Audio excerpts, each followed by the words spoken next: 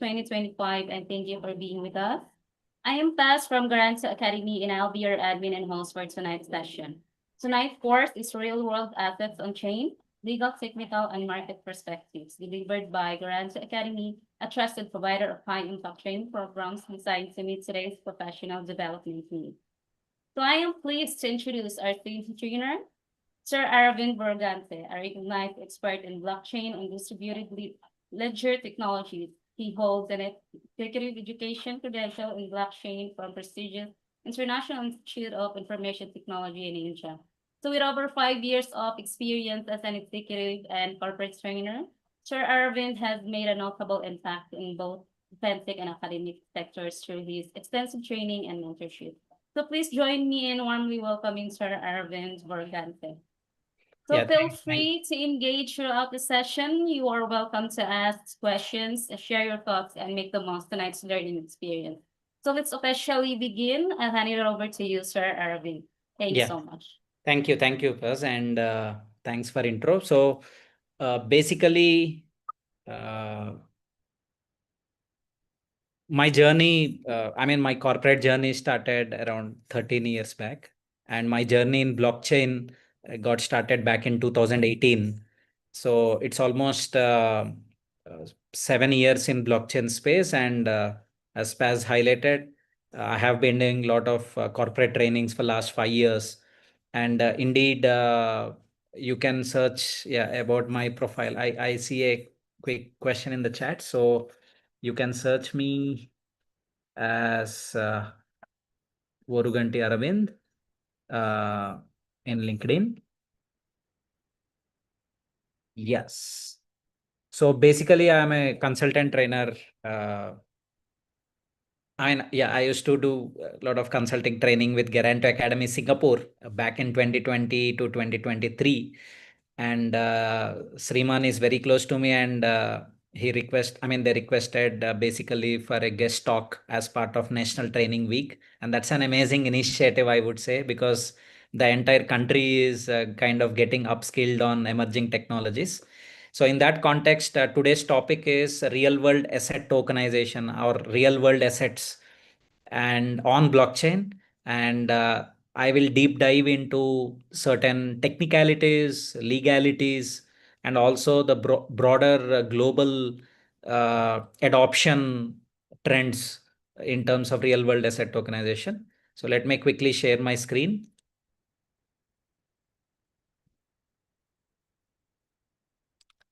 So hope you are able to see the screen. And yes. And of course, I won't make it. I'll try to give more analogies and examples so that that goes very obvious, and it's not a rocket science, I would say. Real world assets on chain. So when I say on chain, it's on blockchain.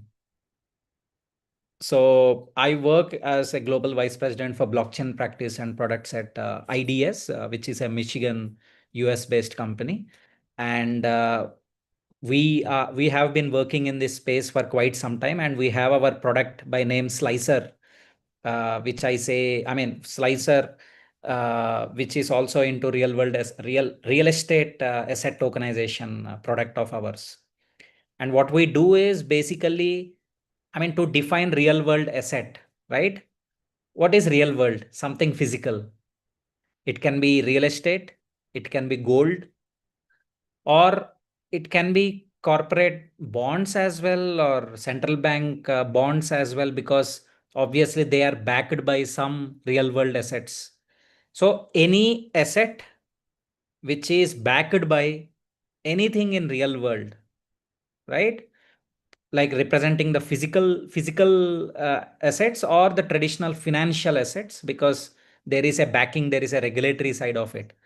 So if you carefully observe, the blockchain as a technology got started back in 2008, and we saw the rise of Bitcoin, one of the cryptocurrencies.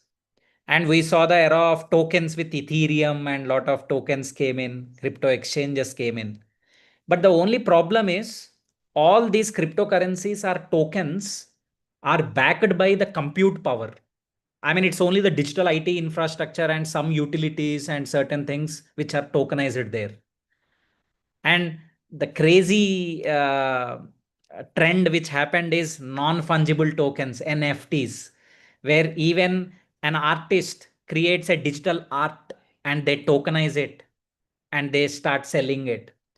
So the point is, all these tokens which we discussed, like cryptocurrencies or tokens or non-fungible tokens, they are more speculative in nature. So though they are minted on blockchain, though they are managed on blockchain, they are more a speculative instruments, I would say. And that is when this particular use case of blockchain called real world asset tokenization started happening, where rather than tokenizing some speculative instruments like currency, yeah. So rather than uh, putting some speculated instruments on blockchain, why can't we bring real world assets on blockchain? So that is how this concept of real world assets started. And it basically represents physical and traditional financial asset tokenized on blockchain. Now, again, let me define. So real world asset is basically an asset backed by real world. I mean, something in real world, right? The value is derived from something in real world. And tokenization is nothing but the ownership of a particular asset is split into multiple parts, which is called as fractionalization. So that means, imagine a real world asset like a huge ship or a yacht, right? Or a huge commercial property. Now, traditionally, if someone has to invest in this high value commercial properties or large ships or yachts, luxury yachts, basically the ticket size of investment used to be like, say, $10,000 to $20,000, $25,000 to $50,000 and more. So for retail investors, it is practically impossible for them to invest in this high value commercial properties or luxury properties. And it is tough for the sellers also to manage so many investors, because imagine the property of $1 million. Now, if they put the minimum investment as $1, let's assume. Now they need to manage, assuming that each retailer or retail investor would invest $1, let's assume, they need to deal with 1 million investors, which is practically impossible. So that's why they typically put a ticket size little higher, maybe like, say, $25,000, so that the number of investors they manage within that ownership, the property ownership, is considerably lower in number. But the beauty of blockchain is you can manage n number of investors by tokenizing any commercial property or real estate property or any real world asset into smaller fractions, so that it is accessible and affordable for retail investors. And because in blockchain, every deed, say sale deed or ownership certificate, or some derivatives, like, say, some rentals or derivatives coming from that derivatives disbursement, everything can be automated with smart contract. So a smart contract is nothing but a business logic or a ownership compliance codified, so that it is immutably there on blockchain. That means no one can tamper it once it is deployed. So the trust is coming from immutability concept of blockchain. So that is why it is decentralized, because in blockchain infrastructure, so today if you take a land record, let's assume a land record. So someone is owning a piece of land in Malaysia, let's assume. So who can tell you that this is the guy who is owner of this land parcel? So there is a department who manages the database, the server infrastructure to store all the ownership records of lands. and that comes from government body, obviously. Now that is where centralized IT systems, because government is managing the ownership records of these lands or real world assets. Basically, it is a centralized IT infrastructure on which the ownership data is being captured. But now there is another possibility called decentralized infrastructure or blockchain, where the ownership of real world assets can be put on blockchain for global participation or attracting global investments seamlessly. Because even today, if you carefully observe, as a world, each one of us as citizens of a sovereign country, we trust our government. I mean, with absolute trust that, okay, if my record or ownership record is with government, my citizen ID, and as a citizen, I have my records and I can trust. So today, the trust in the context of sovereignty and in the context of immutability depends on how much I trust my government. But if you carefully observe, like blockchain, it is a trustless system because it is decentralized in nature. There is no, say, a central body like government maintaining the whole infrastructure. Rather, the infrastructure is maintained in the form of nodes by many people in the world. So it's a public infrastructure and it is global and it is protocol driven. It is not by an authority, it is rather by a blockchain infrastructure. So that is why people are now seeing if the ownership of real world assets can be put on blockchain so that anyone in the world can trust the certificates because it is immutable, they can't be tampered with, and they can seamlessly transfer the ownership to someone else also without much paperwork and with assurance that the derivatives will pass on to that. So in that context, bridging the physical assets with decentralized finance. So there is centralized finance, which is managed by government or regulated service providers in the finance space. But now DeFi. So this is one trend which got started back in 2020, 2019, 2020, where decentralized finance, DeFi, where the financial services are provided globally, driven by protocols and smart contracts on blockchain. No central authority or government authority involved. And then you might be wondering, okay, if it is a real world asset or a commodity or a bond or invoices or carbon credits, who will certify that, first of all, how that ownership is being put on blockchain? So I will discuss the nitty-gritties as we progress, but this is the overall crux of what real world asset tokenization is. And there are many models in which this real world asset tokenization has been evolving. Okay, so I will talk about that in coming slides. Now, what are real world assets? As I highlighted in the previous slide, one, tangible or intangible. Tangible is real estate, gold, vehicles. I mean, it can be luxury vehicles, not the typical one. And intangible, which is treasury bills, where the guarantee is coming from central bank, or invoices, which is coming from, I mean, the trust is coming from registered enterprises who are doing business, or carbon credits. Today, ESG, right? Environment, sustainability, and governance. As part of ESG initiatives, enterprises, large enterprises like manufacturing companies or automotive companies, or any company who has carbon footprint, is buying carbon credits to offset their carbon emissions.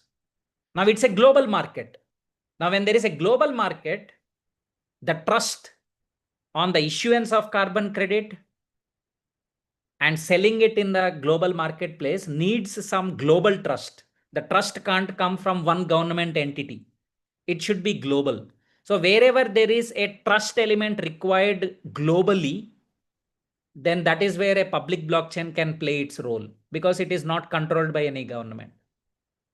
So in that context, these are certain real world assets which are being tokenized on blockchain. And indeed, not just NFTs, real world assets also carry enforceable ownership with legal ties to real assets. Because today, digital ownership is also taken by courts across the world. So any ownership, again, there are different compliance and guidelines. How are you buying these real world assets? Are they doing some KYC? We will talk about the nitty-gritties, but all I want to highlight is real world assets carry enforceable ownership, because pretty much every country gave their guidelines of what assets can be tokenized on blockchain, and what taxes and what capital gain taxes are applicable for each type of asset. I mean, again, if you look at, say, to give you one example, say in India, right? So in India, SEBI, who is regulator of capital markets, gave guidelines that any real world asset which is tokenized does not come under crypto law. I mean, cryptocurrency purchase, and the capital gains are applicable as per the usual assets. But if someone buys a crypto which is not backed by any real world asset, then 30% tax is applicable here in India.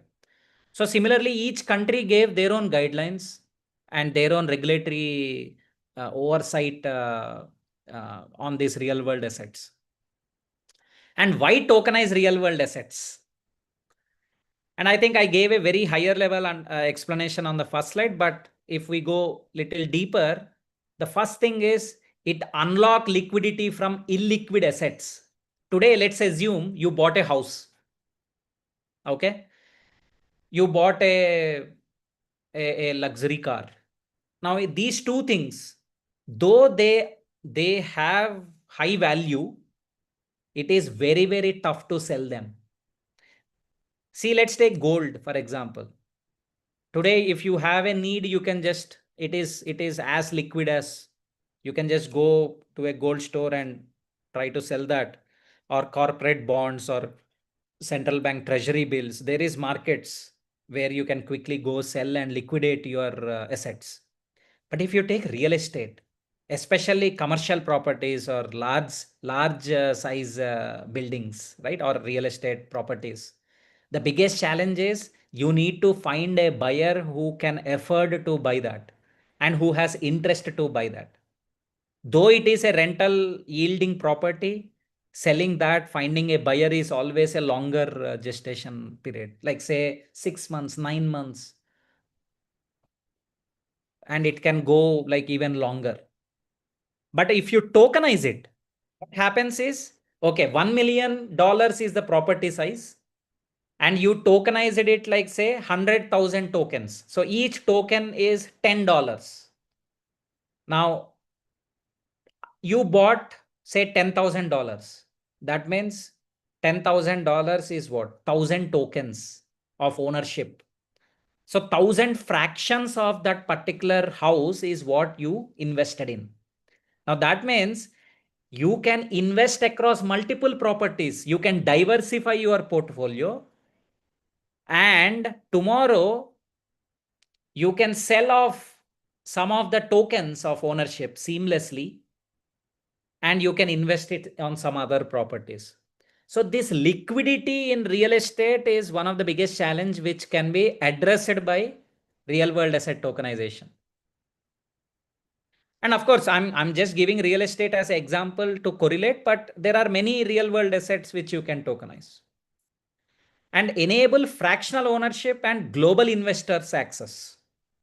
See, today, I mean, to give you one recent example, very recent example, last week, Dubai land department, along with a startup company by one of the co-founders of Damak, uh, Pripco, okay, they tokenized one commercial property, and 149 investors, anyone in the world, can buy that property just by doing their national KYC. and their ownership is sitting on blockchain. That means no government authority within Dubai can change it, or the proof. Basically the proof of ownership is immutable. And the beauty is 149 investors across the world bought that property in fractions within 1 minute 58 seconds. You just do Google search and find out about this. Pripco, Prypco. And it is done by official government, the land department of Dubai. So you might be asking, oh, is it like Dubai department? The government is involved in a decentralized finance. Yes, they are like Dubai is proactively pursuing this real world asset tokenization and crypto world, right? Blockchain and all. So in that context, just imagine enabling fractional ownership and global investor access. Do you think that is possible with traditional land purchases and all? It is very complex process. So many steps involved, and if NRI wants to purchase a land, a lot of formalities and all. But here it is just happening in minutes. It is just that someone tokenizes a property and puts up on a tokenization marketplace, and people across the world, if they like the dividends, like say the rental income or the dividends, whatever they can get, if they are promising, then they can just put small amount. They need not put high ticket values at all. So this way, a lot of real world assets are getting tokenized, and common public, the citizens with low ticket size investments, capability of low ticket size investments, can invest in this. And ensure transparency, provenance, and immutable records. So any transfer of ownership is also captured on blockchain, so that you have absolute visibility to how many hands that token or that fractional ownership got changed. And programmable asset management via smart contracts. So I already told you, every fraction is represented on blockchain as an token, and smart contracts can control the rules and conditions with respect to ownership and dividend distribution. So I see a couple of questions in the chat. So let me quickly address them. Okay, sir, what is the department name? Not NITCO. It is basically Dubai Land Department. If you are talking about the Dubai example, yeah, it is Dubai Land Department and Pripco. The company name is Pripco. I have put it in the chat. Okay. So let's go back. Yeah, if you have any questions, I'm seeing them, but I will answer at right time. Okay. Next, what is the legal foundation for real world asset tokenization? See, token is only representation of the fraction. Okay. So always understand how is that asset. Usually I have seen wherever there is no government involved in real world asset tokenization, what companies or people are doing is they create a entity.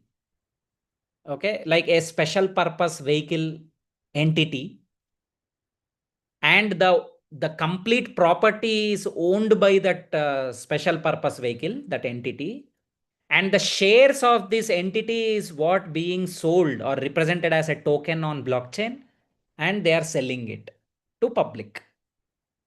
Okay, so always you need to understand, just buying a token will not make you owner of asset in every case. Please understand. What is the token? So some tokens, they only give you dividends, but they don't give you ownership. Second, some tokens, some models of real world asset tokenization gives you ownership plus dividends. Okay. Some real world asset token projects give you governing council. They form a governing council for that special purpose vehicle. You get a vote in the governing council, you get ownership to the asset, token, and you also get dividends. So always understand, not all real world asset tokenization projects are equal. Please understand. Today there is no standard model as such. Different countries, different jurisdictions, different models, they are tokenizing these assets. So that is why always you need to find out what is that enforceable link between this token and asset, so that tomorrow, if there is a discrepancy on the ownership, though your record is on blockchain, your record will say that you own it, but still, if you are not able to transfer ownership in future, can you go and fight with the local government saying, see, I bought the token against that asset, can you please help me claim my ownership? So that should not be the case. So that's why you should be very careful in picking up real world asset tokenization projects, because see, decentralization, freedom, no involvement of government, all this looks good in what should I say, on paper. Okay, but when real scenarios come, situations come, people realize the importance of government and legal enforceability and certain things. So you should be very careful in terms of who is launching this project. Second, what do you get by buying a token? Third, what is the legal enforceability aspect of it? And who is assuring you that legal enforceability? So these are certain things which are important. And second, the legal wrappers, I told you, right? So representing a fraction of ownership as a token on blockchain is only step one. The step two is bringing a legal wrapper around it, like a special purpose vehicle or venture. I mean, a special purpose vehicle entity being registered, or a LLC being registered, or someone on behalf of you is holding the token and will manage that asset for you, custodial services. So this is also one model where the company will buy on your behalf, will manage the asset on your behalf, and they take a small cut in the rental income or derivative, whatever outcome which you get, and they will transfer the balance to you. So these are various legal wrappers or legal models in which this real world asset tokenization is happening. And jurisdiction, please understand, if you are buying a token in of other country, then please understand what are those jurisdiction guidelines and enforceability and investor rights. And the beauty is, because this real world asset tokenization is a global marketplace, it opens up for global investors also. Some countries have investor rights categorized into local citizen rights as well as global investor rights. There can be differences also. Okay. So please make sure you ask these specifics if at all you are going to invest in real world asset tokenization. And if you want to build a real world asset tokenization product in your market, I mean in your country, then look at these aspects to be covered in your features. Because if your platform is not being clarity on these aspects, then you can't sell. So always remember, just tokenizing a real world asset will not increase the chances of purchases. It only increases the affordability. Still, people should believe in the value of the asset and invest. Okay. So that is also another important point you need to understand. Compliance. Now, the beauty of blockchain as a technology is it converged the traditional IT and financial systems together, because blockchain is designed as internet of value. Anything of value you can tokenize and do transactions on top of it. So that is why all the traditional IT companies today are exploring this financial. So previously only fintech companies used to work in finance space or tokens or assets space. But today a new breed of companies are emerging, and that companies are called tech fins. It is not fintech, it is tech fins. That means large scale technology is coming into finance space. And it is very apparent. I'm not saying something new. Like say Apple.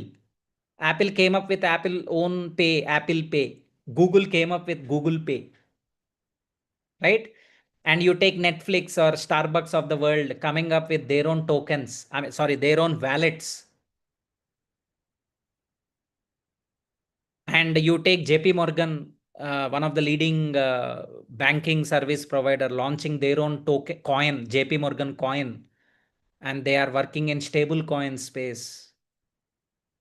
And Tether USDT, which is tokenizing of the US dollar. Typically, stable coin is nothing but it is a token representing a dollar, which is stored in the reserve in the bank. So the point you need to understand is if someone wants to build in this space, then they need to navigate this securities classification very clearly. Okay. So every country has their own securities exchange commission, or you take US may it is SEC's Hove test. In EU, European Union, MICA, which is again body which defines, I mean government body which defines securities. So though the ownership is decentralized, the regulations are to be followed. They are still under the control of government. Please understand. Okay. And ensuring anti-money laundering and KYC adherence for DeFi integrations. Because you are dealing with real world assets, you can't deal or you can't source money from anonymous people like in crypto. It is not possible. Here, because it is a legal real world asset which is being owned, you need to get KYC done. So how do people do KYC? They tie up with some companies who can do KYC for any citizen across multiple countries. So it is just an API integration which these companies typically do, so that anyone can just upload, like say your passport or your Malaysian national ID, for example, your name and some phone number or some data points. That's it. You just fill that and you transfer money. And that transferring money also, like there are different ways, payment gateways or credit card payment gateways integration is usual model.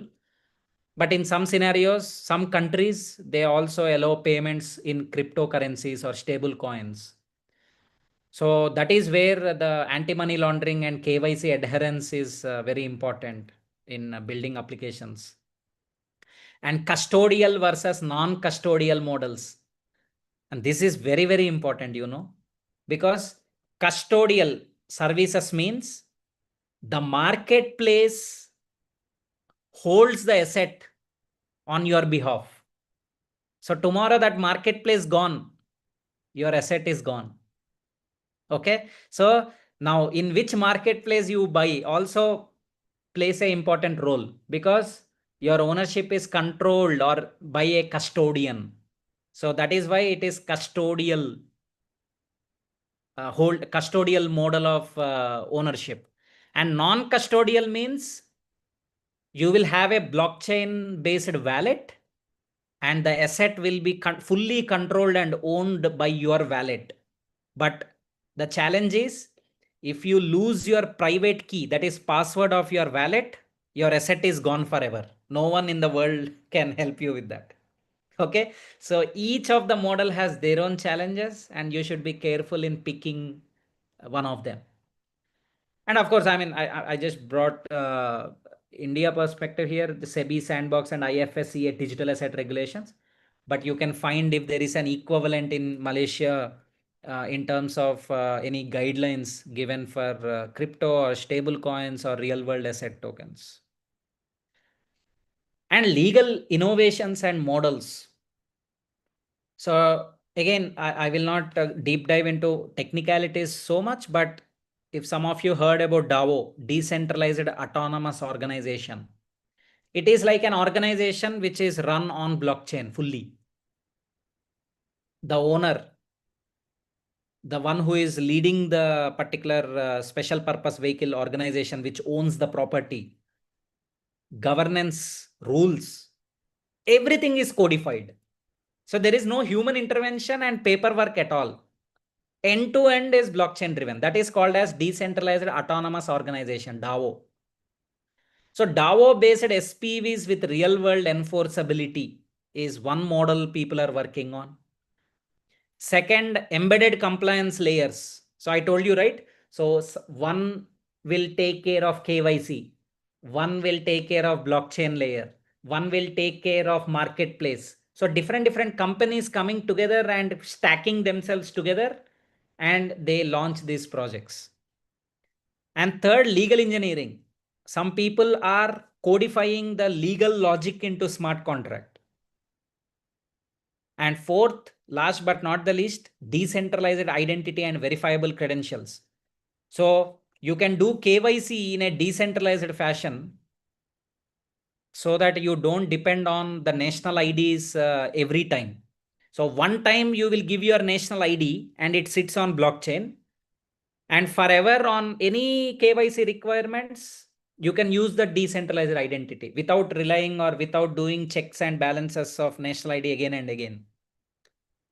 So in that context, legal innovations and models are also very much evolving in this space, and one should be very, very clear on which one they are picking up.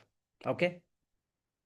I mean, as a buyer or as a builder. See, there are only two ways or two possibilities all the participants would be listening this session, right? One, as part of your upskilling, you might be user of real world asset tokenization in future, like buying some real world assets. Or if you have a kind of interest to build something in this space as a startup, then as a product owner, you need to take these considerations. And then coming to technical architecture for real world assets, asset token, RWA. One, asset onboarding.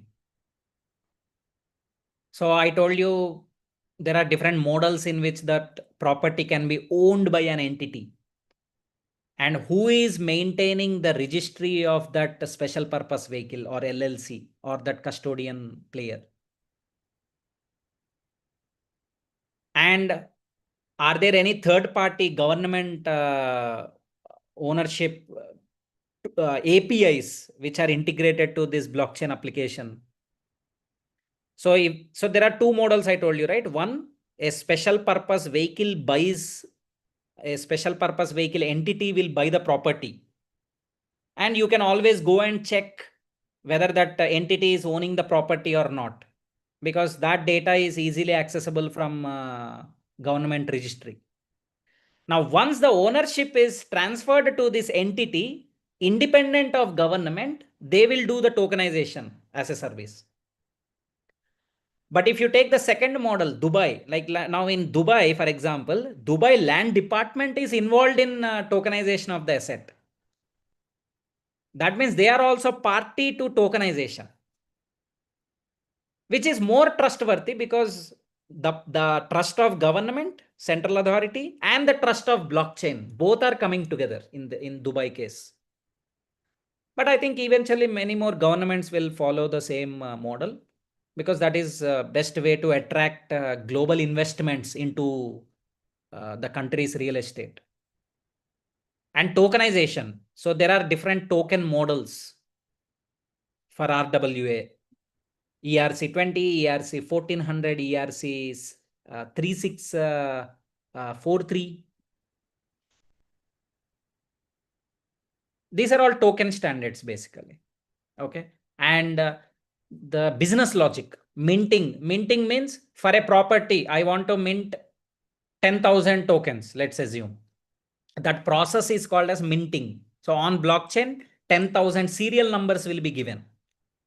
And when someone buys, those tokens are transferred from the SPV's wallet or the company's wallet to the buyer's wallet.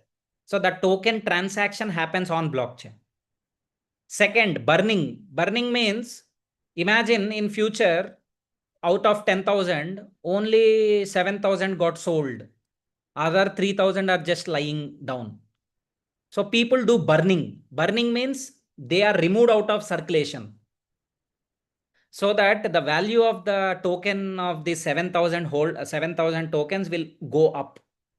So that way, the appreciation of the present owners will happen, the property appreciation will happen, and the number of tokens in the liquidity will be limited.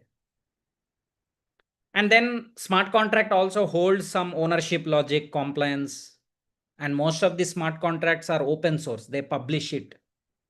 So if some of you are a techie and buying a real world asset, then you can also review the code whether everything is like. And if you are a non-coder, then you need to verify the document, like the documentation of the ownership, which explicitly mentions what are your rights as an investor and what is the legal enforceability, what is the nature of the token, how many tokens in circulation, what is the token value, where can you verify your ownership. So all these typically are uh, managed as a document which you will receive as soon as you invest. And oracles and trust anchors. This is little technical. If there are any technical listeners, basically, blockchain is a decentralized infrastructure layer which talks to centralized applications. And when this data is being exchanged, you need some trusted service provider or trust layer which makes sure that whatever data is coming from centralized system, by the time it reaches the decentralized system, it should not be tampered. So that is where off-chain data should come on to on-chain, should come to on-chain data, should become on-chain data. So in between, there should not be any manipulation and to make sure the data integrity is assured. So that is where these oracles or trust anchor applications comes into picture.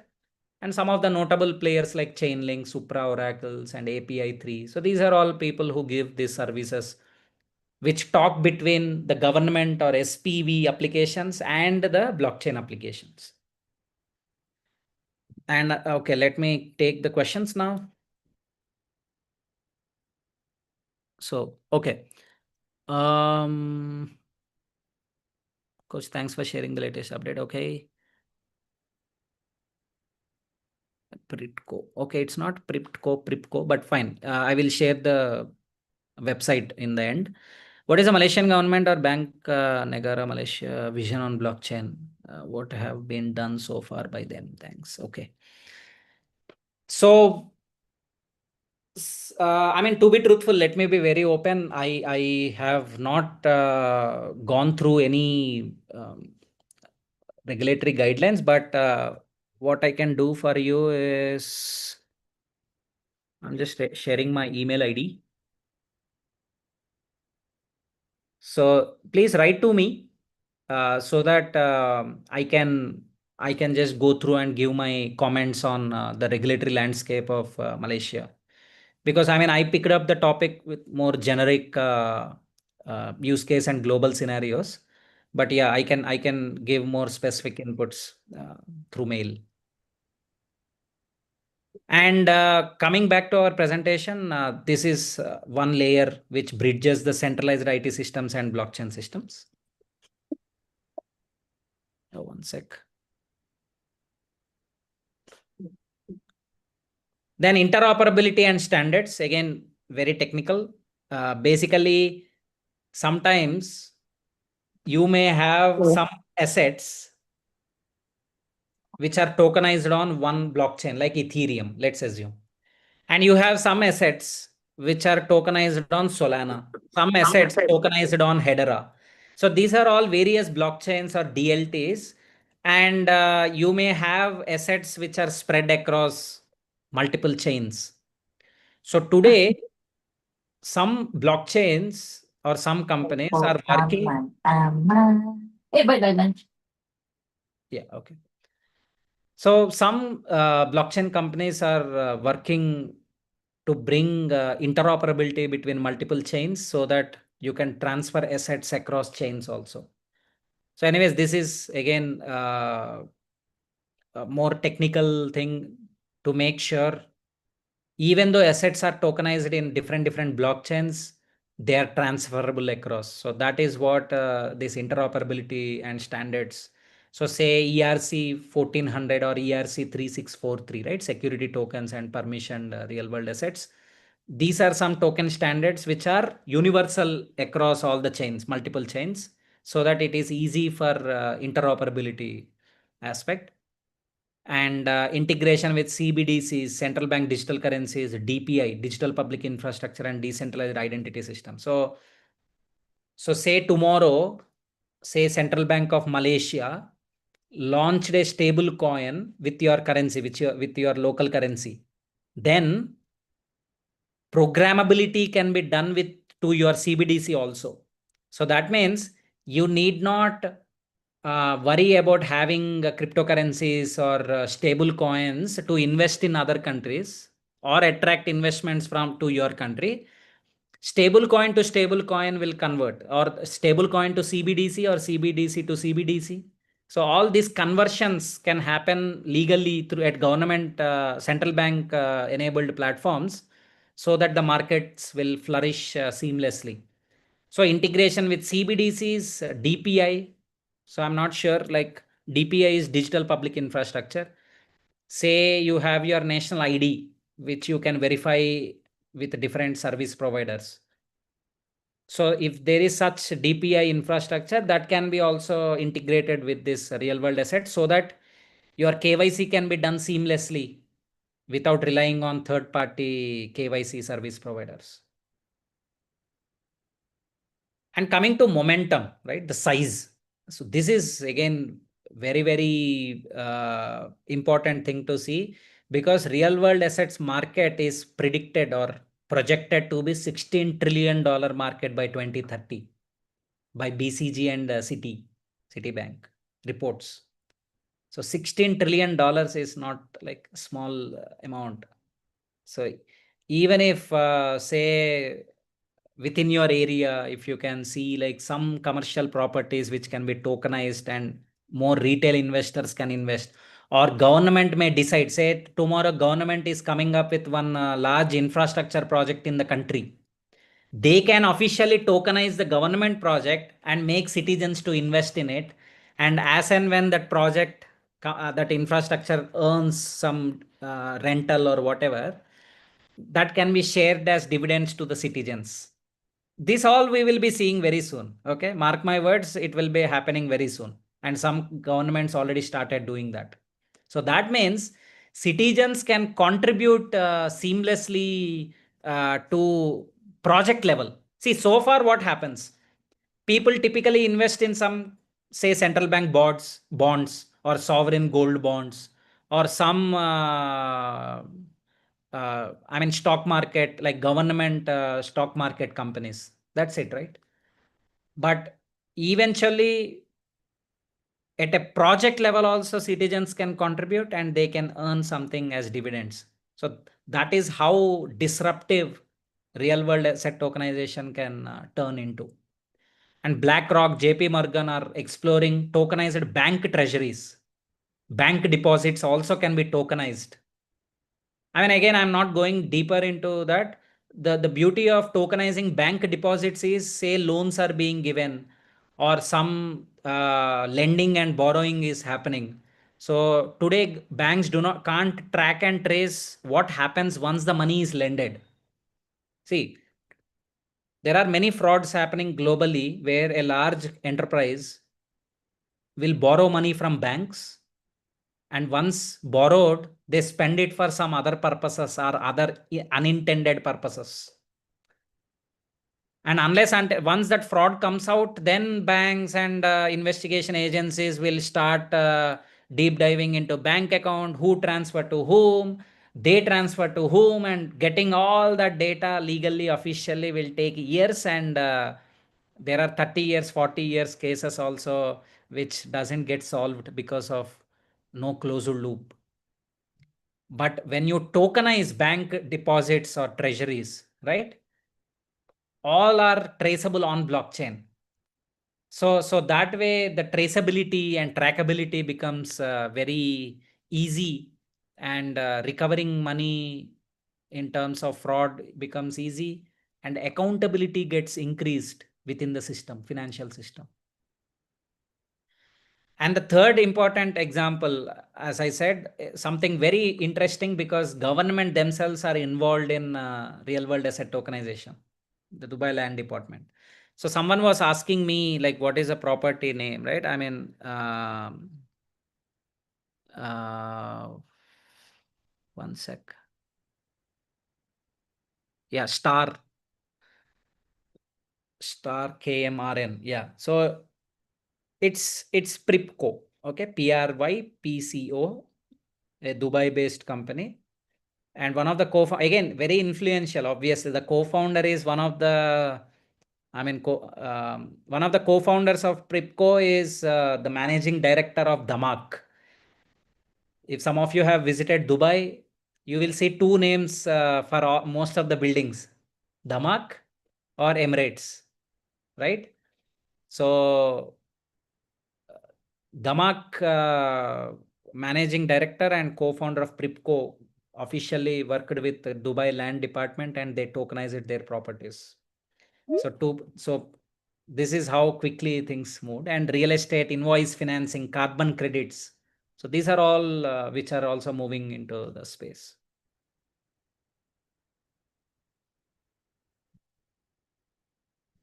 Yeah. So some of the examples of real world use case studies, Pripco tokenized Dubai real estate, token protocol, which is carbon credit tokenization. And UK and Singapore government bonds are being tokenized. And Paxos Gold, they are tokenizing gold so that you can buy gold on blockchain in the form of tokens, which you can use for some other purchases eventually. So this is how things are evolving and the road ahead. One, of course, legal clarity, digital ID, scalable interest, awareness. These are what enablers of real world asset tokenization. Barriers, I mean, a lot of countries are still not clearer on how do they regulate these things. So the regulatory gaps and interoperability issues are there. But these will get ironed out as more and more countries will come up with uh, guidelines aligned, at least some common guidelines will come. And indeed, when G20 happened, yeah, just a moment.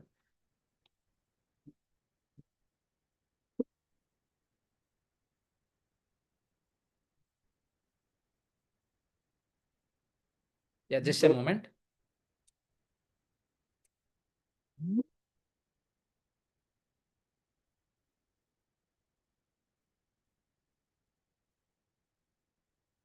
Sorry, just a moment. I just got a call.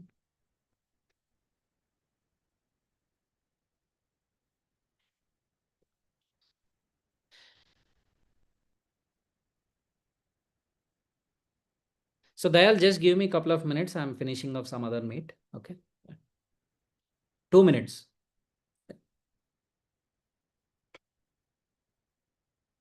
Okay. So going back to the presentation.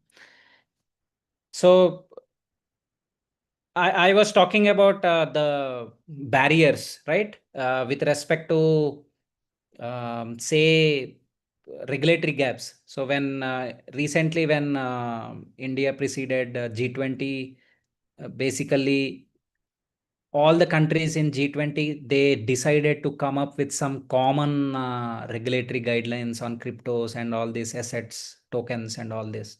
So similarly, more and more efforts are happening in different forums, like APAC region countries are also kind of having some consortiums in terms of coming up with some common guidelines.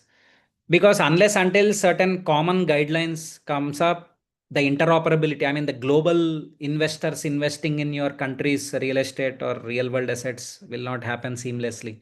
So it's a long way to go. I mean, I see at least next 5 years to 7 years, we will be seeing, uh, I mean, the mass adoption of these real world assets happening.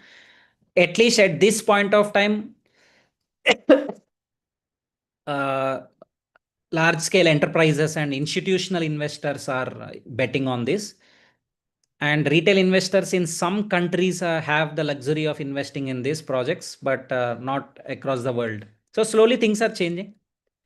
And all we need to do is build a trust-rich real-world asset ecosystems where government should play their role in terms of regulatory guidelines, startups should play their role in terms of building applications aligned to the guidelines and compliance, and academia should, like say, bring more and more awareness about this in terms of the young generation students, so that by the time they come out of their colleges as citizens, they will be aware of these certain things. Because at the end of the day, everyone invest at some point of time in their career or in their life. So understanding this foundational change which is happening, that is tokenization of assets, is very, very important for everyone who invests. So gone are the days where we have only options to invest in, say, one real estate property, some gold, some stock market like mutual funds, and maybe some savings in the form of fixed deposits in banks. These are like limited options which people typically go. But soon we have one emerging instrument of investments coming up, and that is real world assets, which are tokenized. Okay. So that's all from my side. And let's tokenize the real world together. And I mean, as a user, so even if you are buying, you are encouraging the tokenization. And if you are building, you are also encouraging. So at the end of the day, making real world assets, commercial properties or high value properties or luxury products, affordable for even a retail investor to invest and enjoy the fruits, is something what the utopian world which real world asset tokenization dreams of, and everyone is moving towards that. And thank you. So let me put for like look for questions. Your screen is blocking your person. Okay, anyone, do you have any final questions? Let's take this Yes. opportunity to ask questions from our here. Yeah, Thank you yeah, so please. much. So I'm just stopping share. Yeah, over to you. Anyone can quickly unmute themselves and ask questions. I can take one or two. Actually, I have one meeting scheduled at 5:30. So I'm just kind of jumping into that call soon. So any questions?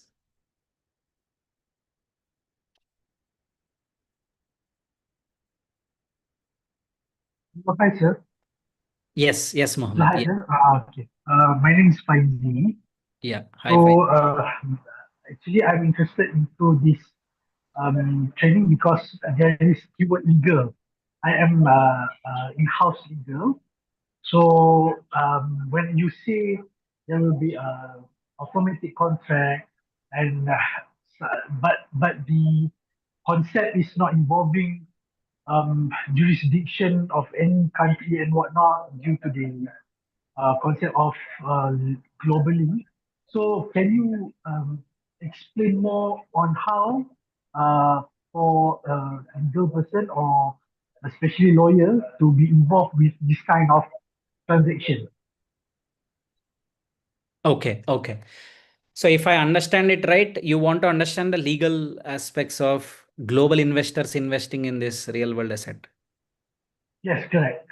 right? Okay. See, today, if you heard about cryptocurrency exchanges, did you hear about cryptocurrency exchanges and NFT marketplaces? Yes, I heard about it. Yes. Okay. So Yes. see, all these cryptocurrency exchanges or NFT marketplaces or the emerging this real world asset tokenization marketplaces, basically they are an IT application where these tokenized assets are listed. Okay. And people can open an account like how they open a Gmail account or a Facebook account, as simple as that. And the moment they open an account on this marketplace, they get a wallet. So wallet is nothing but, right? Wallet is something where you can hold cash or hold some assets. And what happens, these particular, yeah, it's a e-wallet, yeah, basically an e-wallet. Now these e-wallets are mapped to your KYC.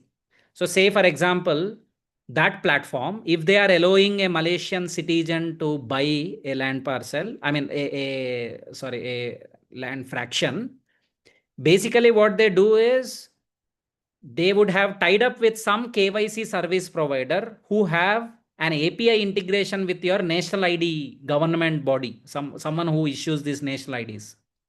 So the moment you enter your KYC, like your national ID number, your name and all, basically an API call goes to your digital ID service provider and a verification happens and they onboard you and they allow you to purchase. Now, based on the guidelines of investments given by Malaysia on this kind of assets, you need to report those investments in your IT returns. This is on the buyer side, investor side.